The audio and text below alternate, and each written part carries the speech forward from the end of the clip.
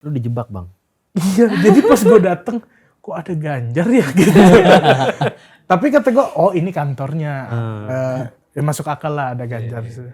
Kok dia speech ya gitu.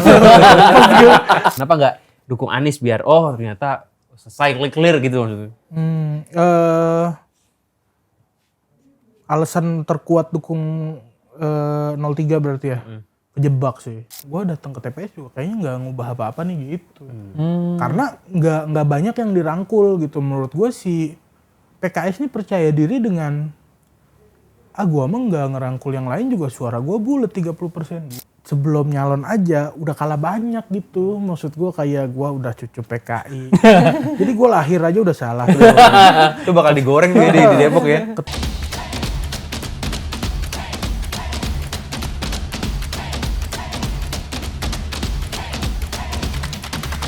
Halo, kembali lagi di Retorika Show. Hari ini kita kedatangan cucu PKI. Waduh. Itu valid bang? Valid. Valid gak bang? Kakek gue tuh adenya DN sih. Jadi, Adenya deh. Adik kandung. Adik kandung. Berarti keponakan cucu. Gimana? Namanya Adenya. Pokoknya DN tuh kakaknya kakek gue lah gitu.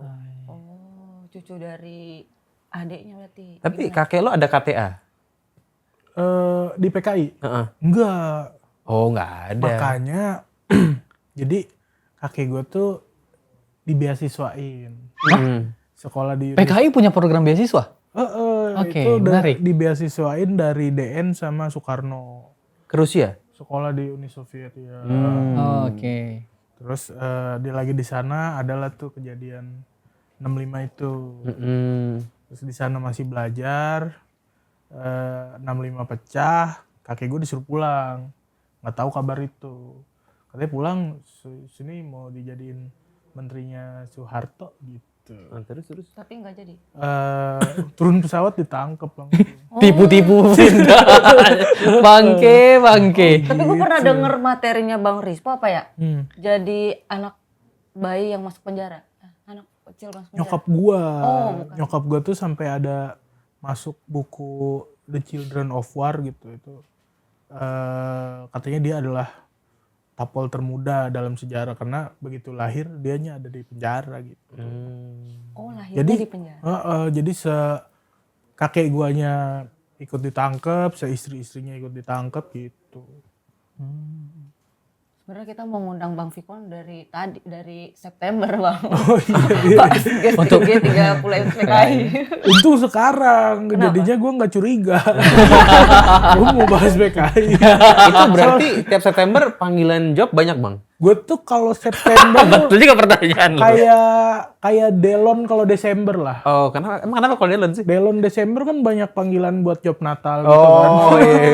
Kalau lo lebaran lo di September. Atau kita tayangin video ini tahun depan aja kali ya? September juga ya.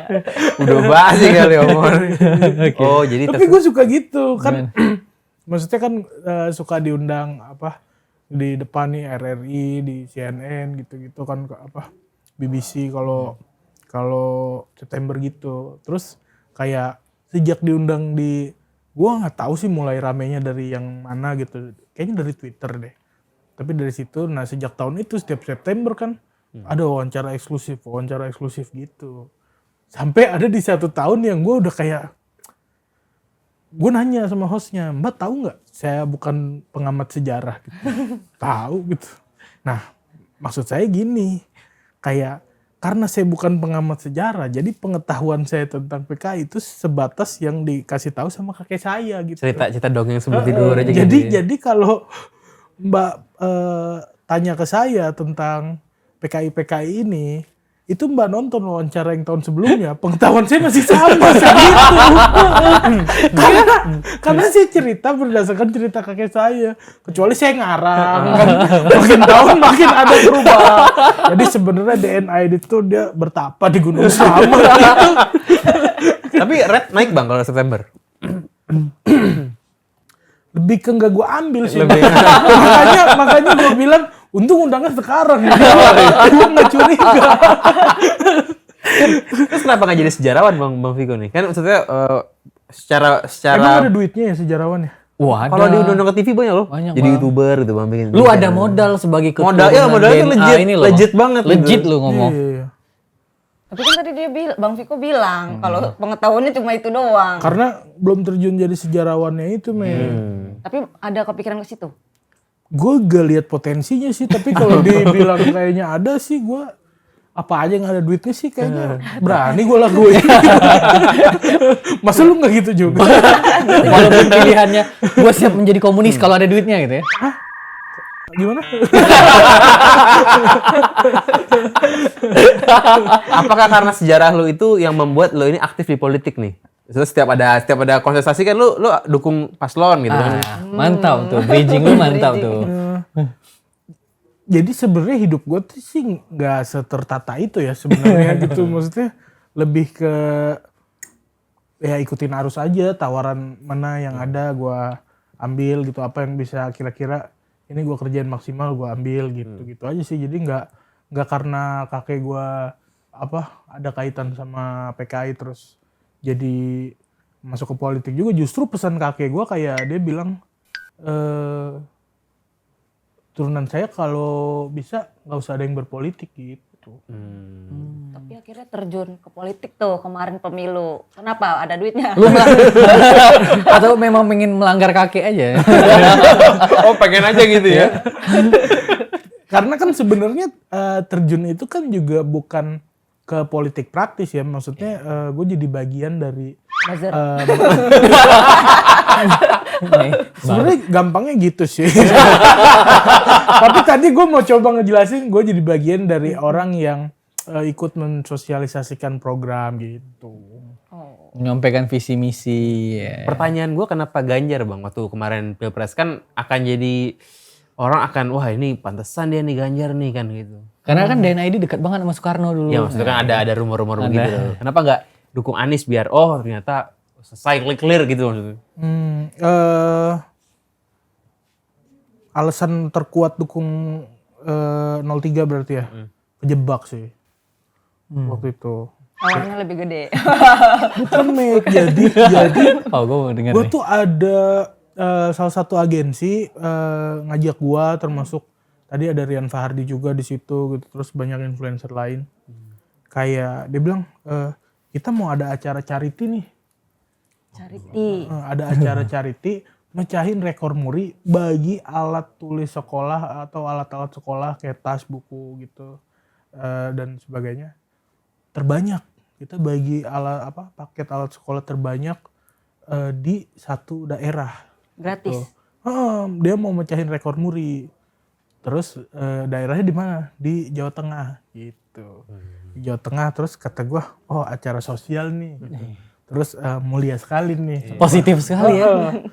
Mecahin rekor muri, bagi-bagi alat sekolah terbanyak di satu daerah. Ikutlah gue. Ternyata pembagiannya itu di kantor Gubernur Jateng. Di mana itu adalah hari terakhir Pak Ganjar menjabat sebagai Gubernur Jateng. Lu dijebak Bang. Iya, jadi pas gue dateng, kok ada Ganjar ya gitu. Tapi kata gue, oh ini kantornya. Ya masuk akal lah ada Ganjar. Kok dia speech ya gitu. Kok dia speech ya gitu. Terus udah gitu, ya nggak apa-apa gitu. Mungkin karena numpang, terus mungkin Pak Ganjar juga ikut donasi kali atau gimana. Gue, ya udahlah kita ikut aja, namanya influencer doang kan, udahlah. Tiba-tiba malamnya Pak Ganjar open house. Oh lanjut. Oh iya, oke. Jadi kelar acara sempet balik hotel dulu, terus dikasih tahu sama agensi yang undangnya, nggak enak nih kita diundang sama Pak Ganjar. Pak Ganjar ada open house gitu. Dia kayak syukuran gitu. Datang lalu. Semua influencer yang ada ikut acara charity itu datang ke sana, termasuk Rian yang tadi juga gitu. Datang ke sana makan, terus makan tiba-tiba duduknya ngelingker. Terus ada mic nih. Ya kita silakan nih jamuannya gitu, kita ngobrol-ngobrol aja, diskusi. Apa sih yang yang dibutuhin sama anak muda, terutama nih dari influencer gitu. Terus udah diskusi terjadi, pas gue ngeliat sekitar anjir banyak kamera ya gitu. Besoknya acara selesai pulang ke Jakarta udah di-post di akun Pak Ganjar, di akun pendukung-pendukung Pak Ganjar gitu. Itu maksudnya lu marah kali bang. Apa? Kok nggak sesuai, ini apa tiba-tiba ada foto-foto gitu kan. Ya maksudnya di dunia entertain dengan adanya hal kayak gitu gue sebenarnya lihat reaksi anak-anak yang lain aja sih. Maksudnya sebenarnya kita semua ngedumel gitu. Sebenarnya kita semua ngedumel, cuma lu ngeprotes ya gimana, mau ngomong apa juga toh nggak ada yang mendefinisikan di caption itu atau di video itu bahwa kita ini pendukung Pak Ganjar gitu. Tapi kan maksudnya emang orang yang lihat itu peduli, emang orang yang lihat itu tahu apa kita ini lagi acara charity terus ditembak kamera di acara open house-nya Pak Ganjar gitu. Terus mau diklarifikasi juga, ya kan kalau klarifikasi itu harusnya sebelumnya ada yang mempermasalahkan itu. Nah ini kan gak ada yang mempermasalahkan, cuma jadi diasosiasiin aja gitu. Jadi kayak ya udahlah kejebak gitu. Baru lanjut profesional. Gua tuh dari acara itu emang ditawari untuk jadi Relawan bang. salah satu relawannya Pak Ganjar. Cuma gue tuh masih agak keluh gitu lidah gue buat ayo pilih Pak Ganjar, beliau orang baik gitu. Karena maksudnya Ada ininya bang, the best. Orang paling baik nih. Paling baik. karena maksudnya gue ada ngeganjel kayak, maksudnya kan gue ngikutin juga apa Rembang gitu, terus gue ngikutin juga Kendeng gitu, terus kayak itu kan apa teman-teman gue juga anak Undip, terus mereka juga berangkat ke sana gitu, apa ngebantu advokasi segala macem biar. Nah ngelihat perjuangan teman-teman gue yang itu, keluh lidah gue buat ayo Pak Ganjar ayo gitu. Lu ngerasa nggak yakin ya kalau ini baik beneran. Iya. Tapi Terus diambil kenapa selain tuh? itu ada juga yang ngeganjel gue tuh tentang EKTP gitu. Jadi hal-hal itu yang nggak bisa nih gue kalau apa masuk relawan Pak Ganjar. Nah dari situ kan itu jebakan pertama tuh. Oh. Gak cuma satu teman-teman. Habis itu adalah salah satu podcast. Pokoknya orang ini punya media gitu, punya media di tempat lain. Salah satu hostnya tuh Pras Teguh gitu. Nah dia pengen bikin juga media tapi ini khusus gitu, khusus buat bahas politik. Terus gue bilang ya udah nggak apa-apa gitu. Terus ntar emang calon bintang tamunya siapa gitu, ya siapa aja pejabat gitu, terus apa orang-orang yang nyalek gitu. Oh gitu, ya udah gitu.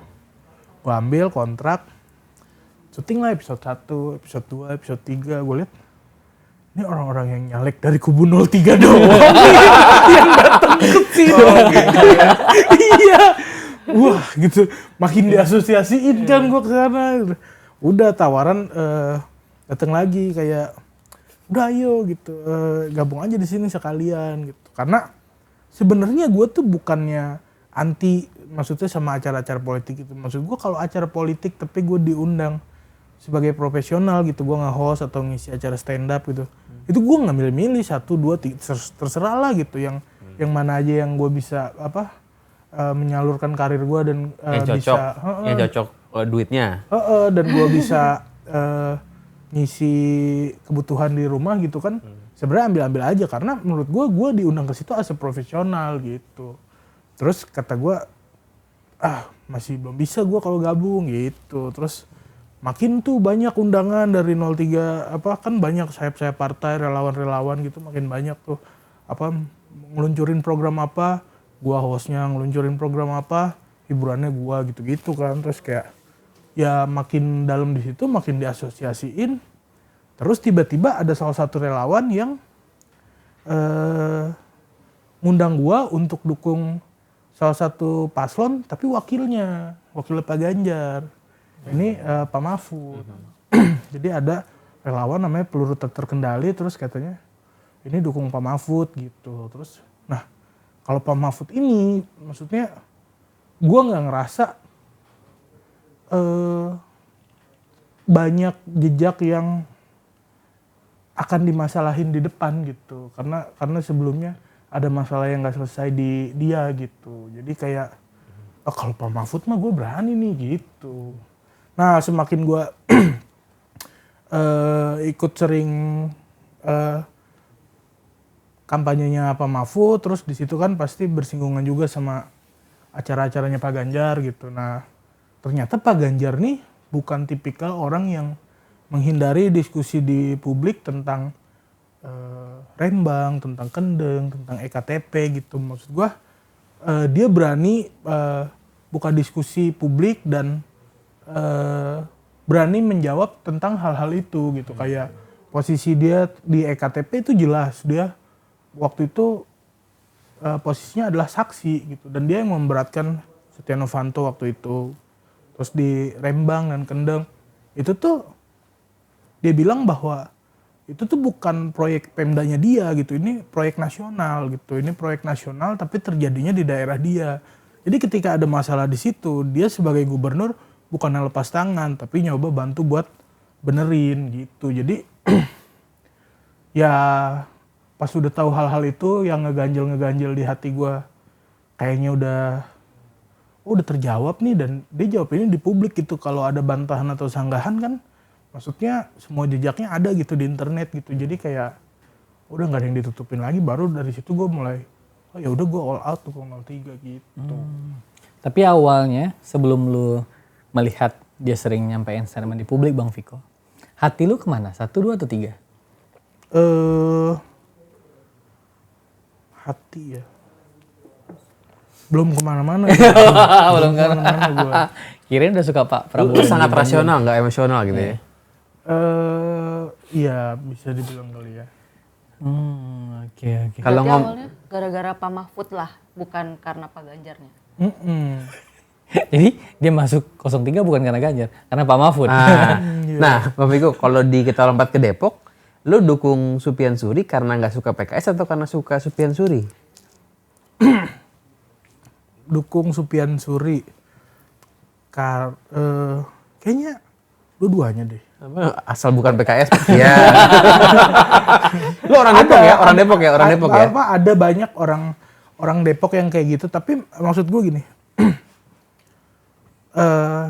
Omongan itu tuh keluar dari mulut siapa dan kenapa sih menurut gue. Jadi maksudnya asal bukan PKS nih keluarnya dari ya lu hari-harinya profesinya apa, terus dampak ke lu asal bukan PKS tuh apa gitu. Kalau gue itu bukannya asal bukan PKS, sebenarnya kayak gue tinggal di Depok tuh dari kecil kan ya, dari kecil. Jadi dari gue kecil tuh kayaknya udah ya orang-orang mereka yang pegang gitu pemerintahan gitu, orang-orang PKS. Terus kayak gue tuh nggak ngelihat sesuatu yang dilakukan oleh Nggak berubah lah kota Depok itu. iya, Ya. nggak ngelihat sesuatu yang dilakukan oleh PKS terkait bidang yang gue geluti gitu, kayak apa seni, ekonomi kreatif. Nah gue nggak ngelihat ada pergerakan dari PKS tentang itu. Contoh simpel gini, gue waktu itu masuk final di Suci dan gue bawa nama Depok gitu. Grand final Suci gue bawa nama Depok. Di grand final itu lawan gue almarhum Babe Cabita, dia orang Medan. Nah bahkan Pemkot Medan itu nyediain beberapa bis buat penontonnya Babe, dukung Babe di Jakarta. Itu segitu jauh tuh dari Medan ke Jakarta. Nah ini dari yang Depok aja gitu, nggak ada Supportnya. iya nggak ada support. Kiriman nggak doa ada. mungkin Bang Viko. Kan mereka jago di bidang itu Bang, doa ini. Kiriman doa. Itu penting loh. Iya. Itu penting loh. Tapi gimana kita tahu dia ngirim Tapi doa? yang menang pakai bis atau yang pakai doa? Ah, Akhirnya kan yang pakai B. Kan itu jawabannya gampang. Gimana? Lanjut Bang. Iya, dan maksudnya kan sebenarnya dari hal sesimpel itu aja, terus kayak ruang-ruang kita buat namanya kita pekerja seni, terus kan sering bikin event gitu kan, nggak ada tuh gedung kesenian yang ada di Depok yang bisa dipakai buat kita bikin event gitu. Sementara kalau kita bikin event itu kan ada pajak hiburannya itu masuk juga ke Pemkot gitu. Jadi kayak anjir gue diincer pajaknya doang tapi nggak diperhatiin gitu. Jadi kalau dari segi itunya terus nggak pernah ada juga mau ngajak event lagi kampanye atau dalam situasi apapun nggak pernah mau ngajak diskusi gitu. Sementara Pak Supian Suri itu datengin semua komunitas yang ada di Depok, didatengin, musik didatengin. Terus di Depok tuh ada street workout gitu, anak-anak yang pada belajar kalistenik gitu. Didatengin, ditanya kebutuhannya apa segala macam.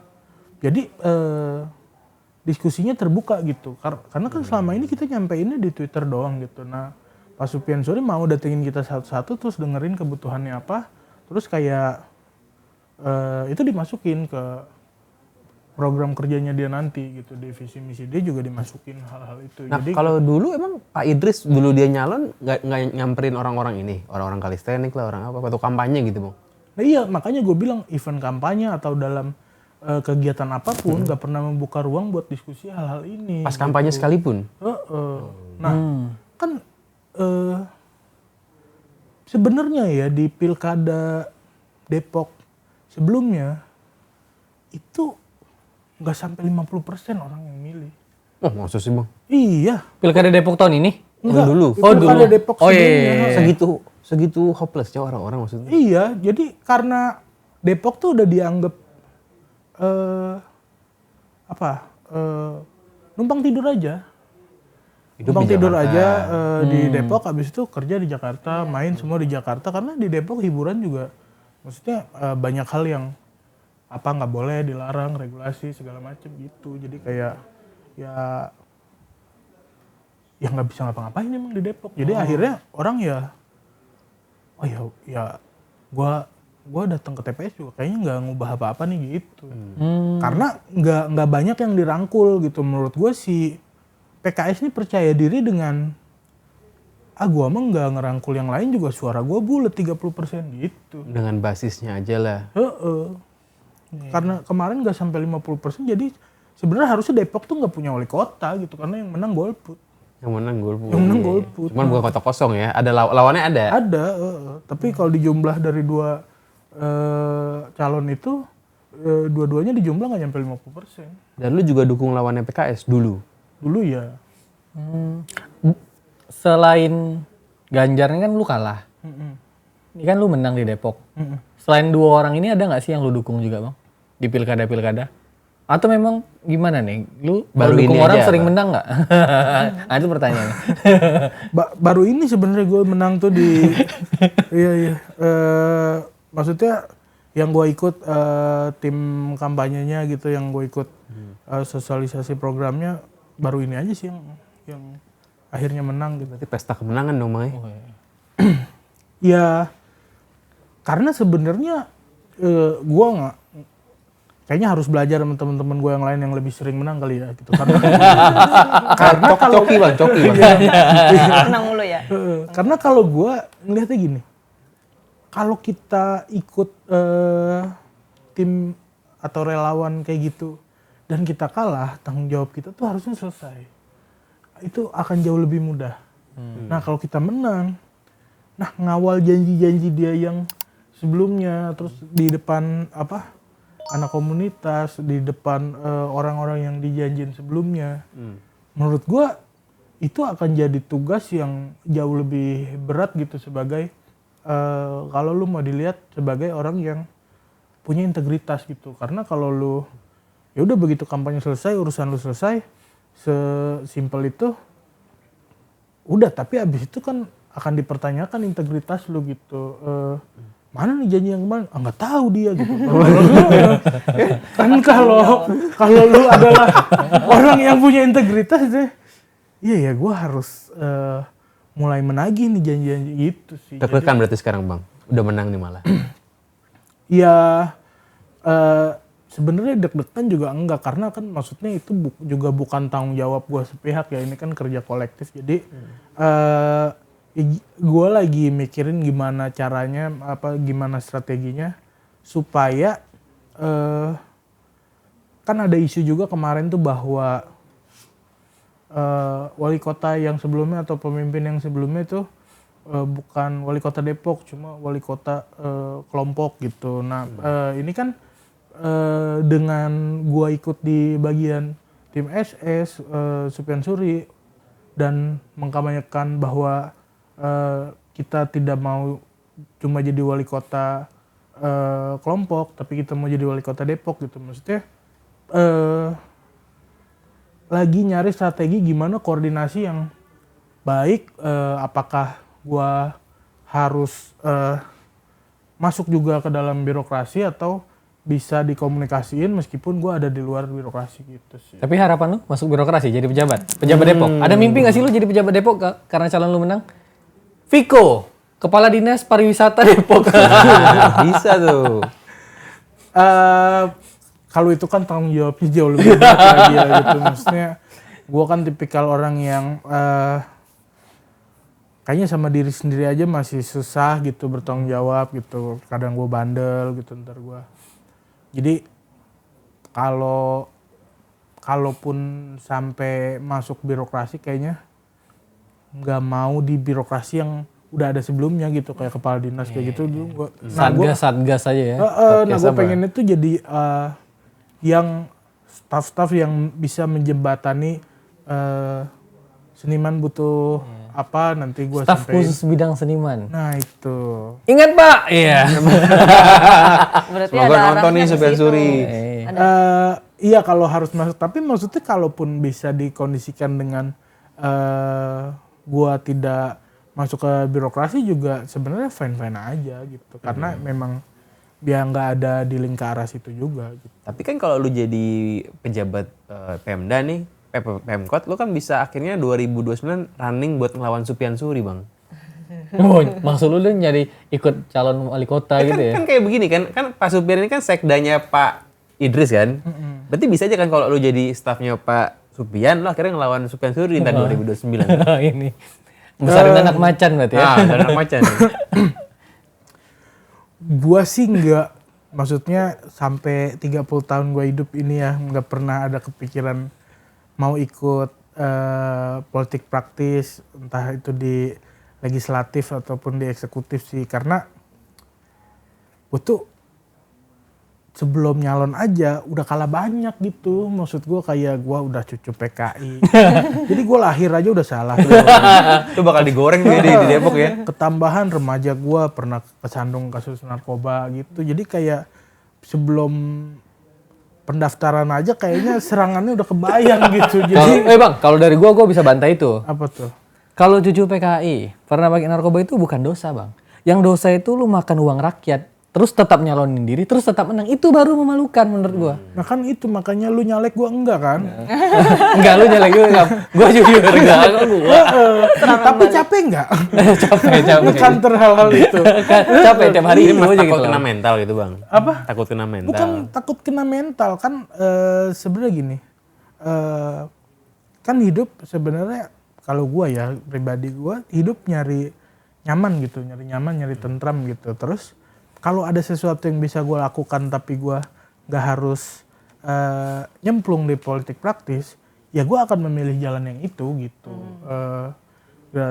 Dan tanpa mendiskreditkan pilihan jalan orang lain gitu. Tapi kalau ditanya gue pribadi ya sejauh ini itu sih yang ada di kepala gue.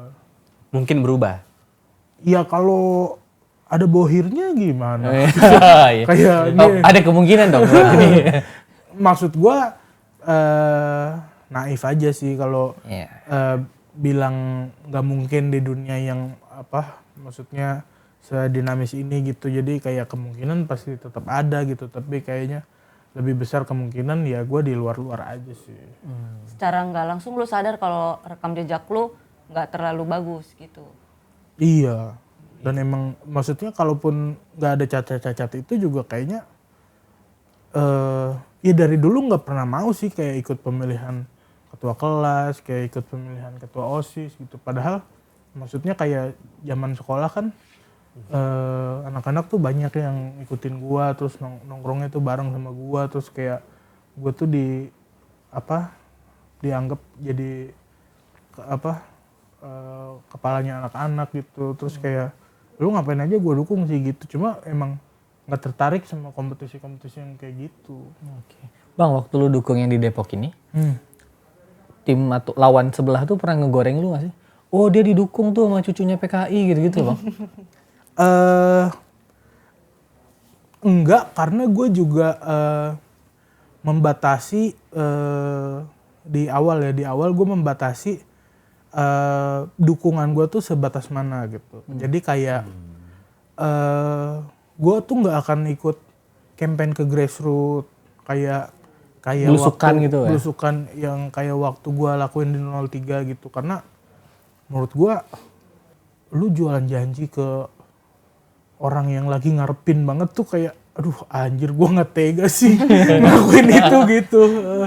Jadi gue bilang gue nggak akan ikut campaign-campaign yang kayak gitu, tapi kalau lu mau garap anak mudanya, lu mau nyari orang-orang yang kemarin golput di pilkada sebelumnya, terus mau narik mereka buat seenggaknya melek bahwa suara mereka tuh ada artinya gitu. Itu gue bisa bikinin eventnya, gue bisa bikin event yang terkait sama ekonomi kreatif, gue bisa bikin event yang terkait sama seni, gue bisa bikin event yang terkait sama olahraga. Jadi gue bikin kompetisi Mobile Legend, gue bikin kompetisi stand up, gue bikin kompetisi futsal, basket gitu. Jadi dan gue bisa undang relasi-relasi gue untuk datang ke lu dan mendiskusikan apa yang mereka keluhkan selama ini gitu. Nanti kalau ngomongin udara lu main juga nggak di online? Main juga? Iya main Bikin video kan begitu maksudnya? iya main beberapa bikin juga kayak gitu. Berarti lo head to head sama Yuda Keling gitu ya? Iya. Battle-nya gitu sesama Gimana perasaan lu pelawak battle lagi. sama teman sendiri nih Bang?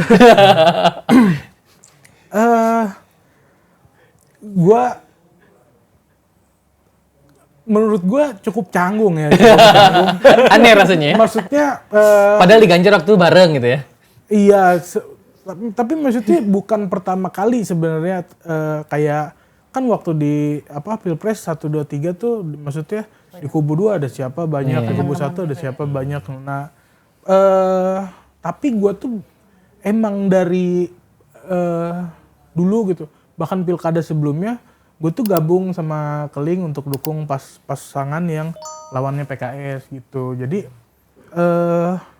dan gue tuh emang sedekat itu sama Keling, kayak setiap hari mainnya bareng, terus bikin kontennya bareng gitu. Terus waktu kita bikin kritik tentang pemerintahan yang sebelumnya juga kita bareng gitu. Nah, salah satu poin yang bikin gue nggak canggung adalah gue stick sama jalan gue. Gue tetap kontra sama PKS. Nah, mungkin yang agak lebih canggung mungkin dari Yuda Kelingnya ya, karena dari tadinya dia masih ada gitu video-video kita kritik-kritik PKS, kritik-kritik pemerintah yang sebelumnya gitu. Tiba-tiba dia belok bilang PKS bagus gitu. Ini Dia ngomong gitu, ada PKS bagus, pembangunan merata gitu kayak Mantap juga kawan ini. iya dan gimana ya gue bilang ini, tapi maksud gue kayak Apa video lama lu gua keluarin semua nih? iya, bahkan maksudnya tanpa itu ditampilin orang nge-up video itu gitu. Orang nge-up video itu dulu lu gini bang sikapnya, dulu lu gini bang sikapnya gitu. Apa jawaban dia bang waktu itu dibilang?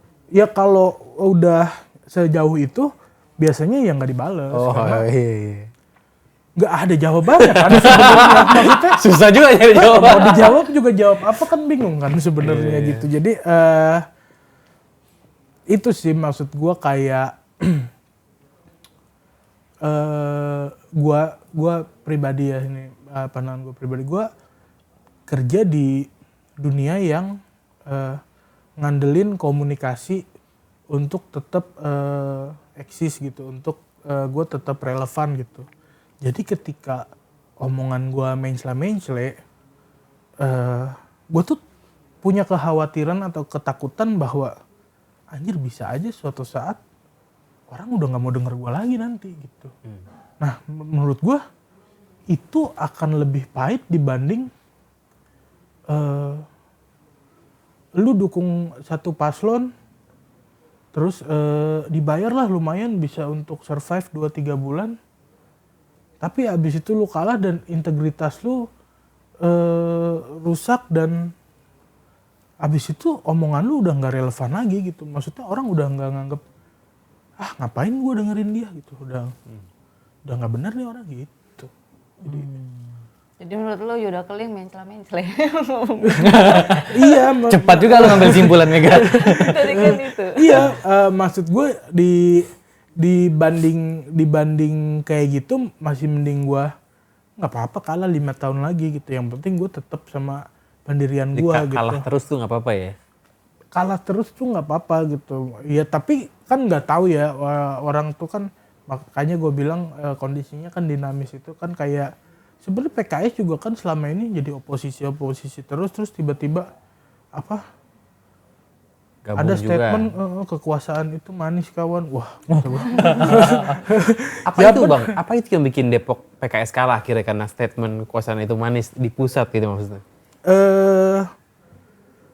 Ya kan kalau ngomongin variabel kan nggak mungkin cuma ada satu variabel terus tiba-tiba Sufyan Suri jadi menang dan PKS jadi kalah ya. Jadi kayaknya mungkin udah akumulasi, orang udah capek bertahun-tahun dipimpin gitu, terus kayak nggak ada sesuatu yang signifikan, terus keputusan elit di atas di dalam partai PKS juga nggak tahu, ada yang mungkin ditolak sama banyak yang di grassroots gitu. Jadi kalau ngomongin variabel kayaknya nggak cuma satu variabel yang bikin PKS kalah di Depok sih menurut gue. Karena kan kebetulan di Bekasi kalah, di Jawa Barat juga kalah.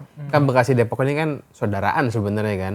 Pas pileg aja itu satu dapil tuh Bekasi Depok tuh. Jadi emang kebetulan lagi banyak kalah begitu. Kebetulan Sufyan Suri itu datang di badai PKS gitu ya. Iya dan ya kalau kata Pak Dharma Pongrekun ini udah diatur sih. Nah, tapi setelah menang lu merasakan kemanisan ini nggak? Seneng nggak sih? Kekuasaan itu manis kawan. Kekuasaan itu manis bang. Kayaknya kalau Manis nggak bang? Pak SS sudah dilantik terus sudah jalan program 100 hari gitu, kayak boleh lah diundang lagi. Karena sejauh ini kan masih quick count. Jadi, Belum ada after party gitu. iya, belum ada gitu. Terus kayak ya sebenarnya ada mereka deklarasi kemenangan, cuma kan Sujud-sujud nggak sih? enggak, Oh, enggak ya? wawancara aja. Cuma kayak Manis ya? enggak, gue tuh kayak diundang tapi base-nya quick count tuh kayak anjir gue nggak pede loh buat ikut gitu. Tapi kan jauh bang. Iya. Udah Jauh. pasti itu bang. Weekend tuh biasanya udah inilah. Udah pasti itu. Udah hampir pasti lah itu. Iya, 55, 545 kalau salah kan jauh. iya 5, 3, 4, 46 gitu lah. Tapi bang kalau misalkan nih 5 tahun ke depan tiba-tiba lu di hire sama PKS gimana? Lu akan berbalik seperti Yuda Keling nggak?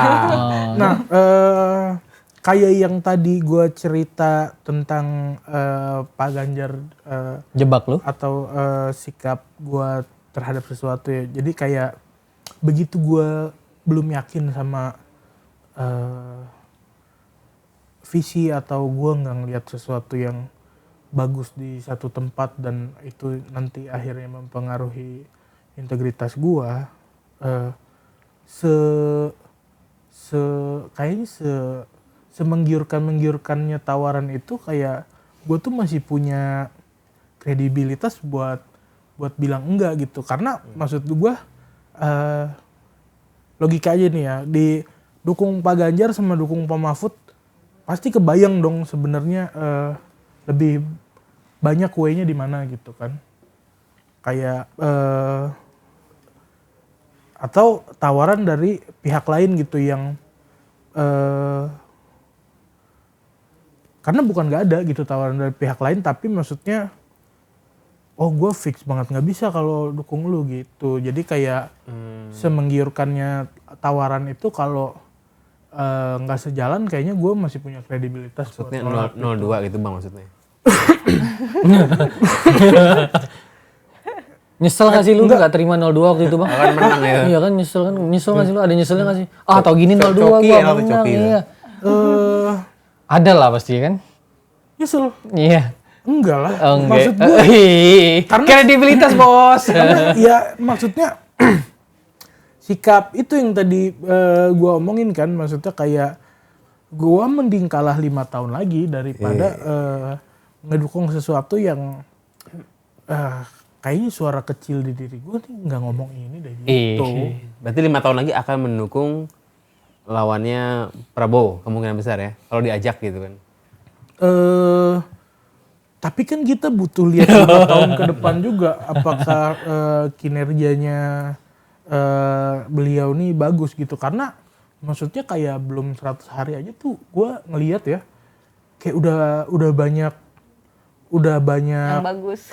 udah banyak hal-hal bagus kayak apa utang nelayan dihapus nih sekarang gaji guru dinaikin, apa guru honorer yang Pajak dinaikin. Itu Tapi juga. nggak masalah sih menurutku ya bang. Kalau gaji guru naik, nelayan utangnya lunas, pajak jadi naik 1% nggak masalah.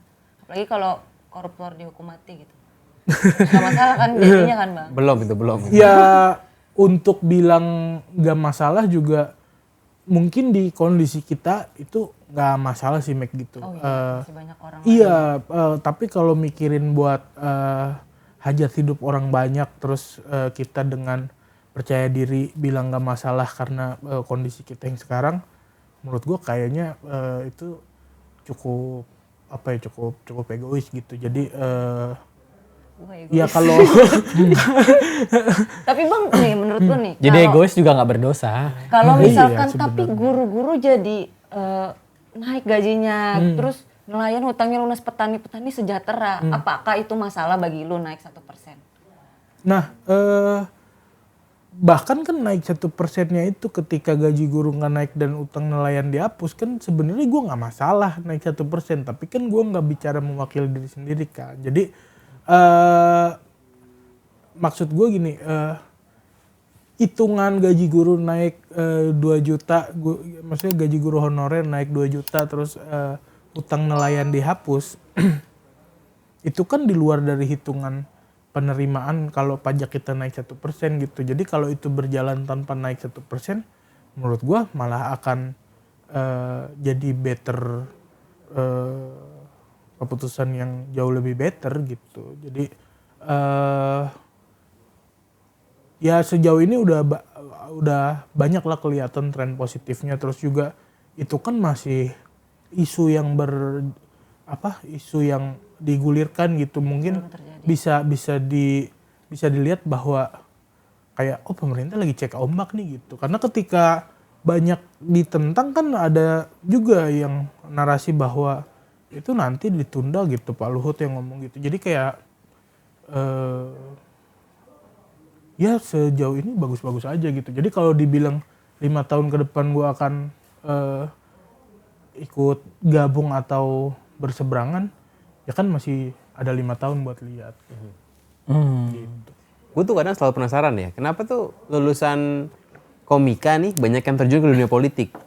Padahal kan Indonesian Idol enggak, lulusan KDI jarang. Ada Brisia Jodi. Ada, tapi maksud gue nggak sebanyak yang dari komika-komika ini loh yang terjun ke politik. Itu kenapa tuh Mbak ya? Mungkin karena komedi kita berpikir ya bang. Cara menulisnya kan berpikir. Iya, Masterchef enggak gitu kan? kayaknya Masterchef ini deh. nyalek apa ya? Masak aja untuk warga ya. Komika tuh banyak banget loh. Enggak, karena gini, mungkin kalau di Idol itu kan base-nya adalah seberapa merdu suara dia gitu, seberapa tinggi dia ngerti nada gitu. Mungkin di Masterchef adalah base-nya seberapa tinggi cita rasa dia gitu, terus sense dia untuk mengolah masakan gitu. Sementara di stand up comedy kan base-nya kita adalah seberapa kritis cara kita berpikir against something gitu. Jadi kayak nggak harus selalu politik gitu, tapi misalkan ada hal yang kayak kok ada ibu-ibu nyelak antrian ya gitu. Nah itu kan itu yang jadi dasar kita untuk berpikir bikin materi jadi gitu. bahan gitu. Jadi karena base dari stand up itu adalah berpikir kritis, menurut gue itu hal yang sangat dekat untuk berpolitik.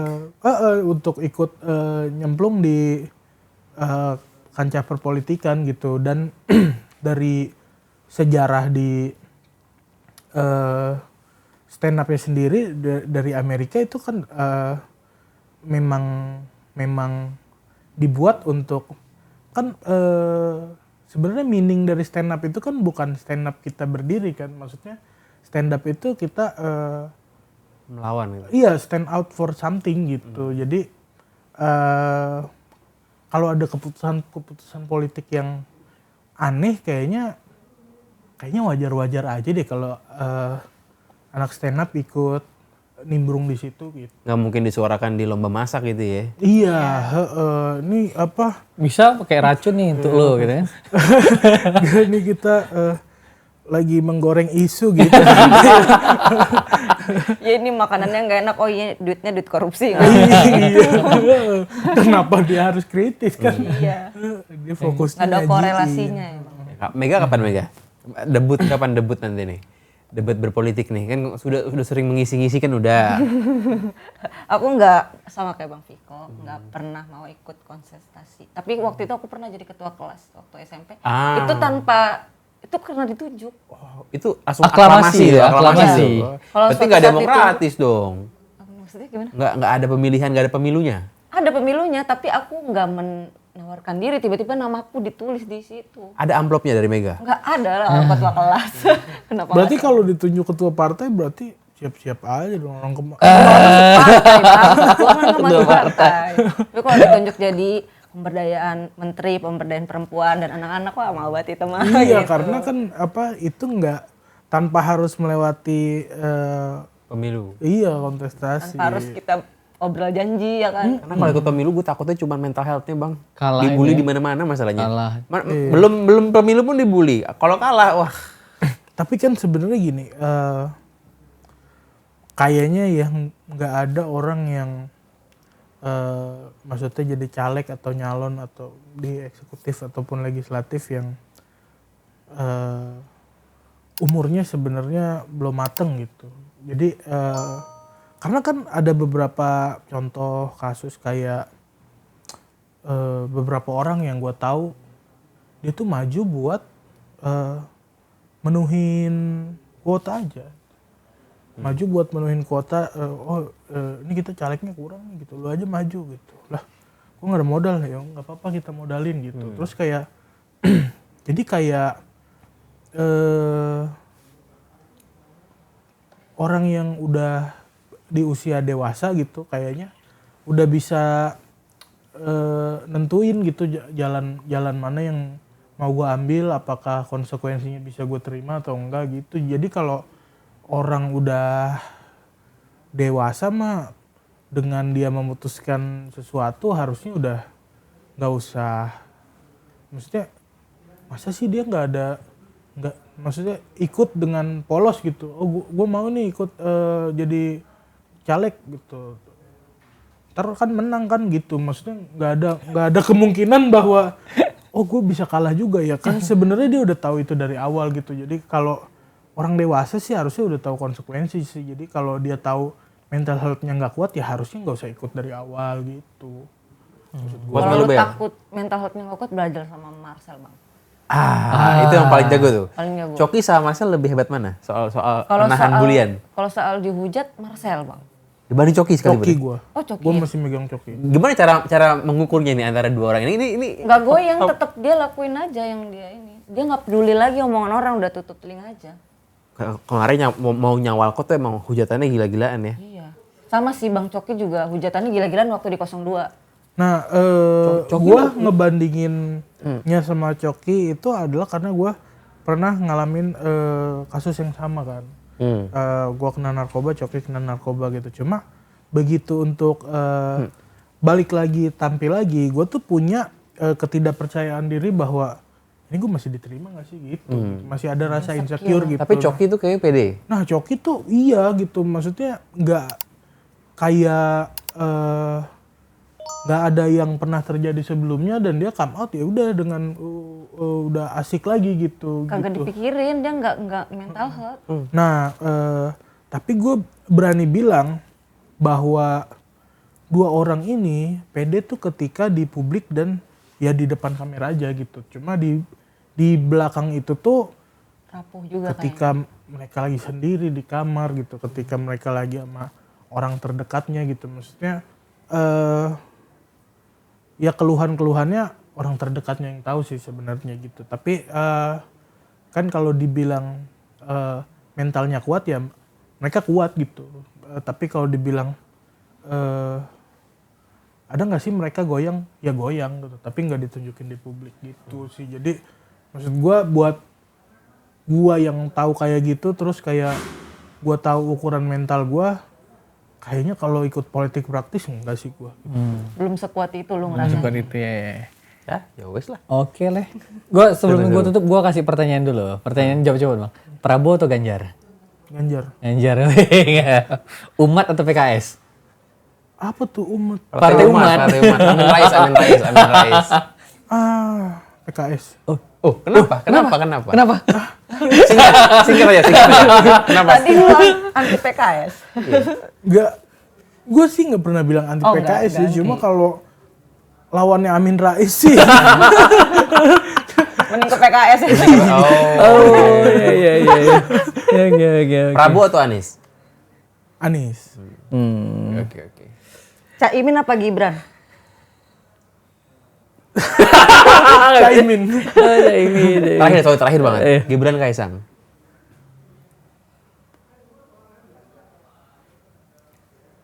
Roti 400.000.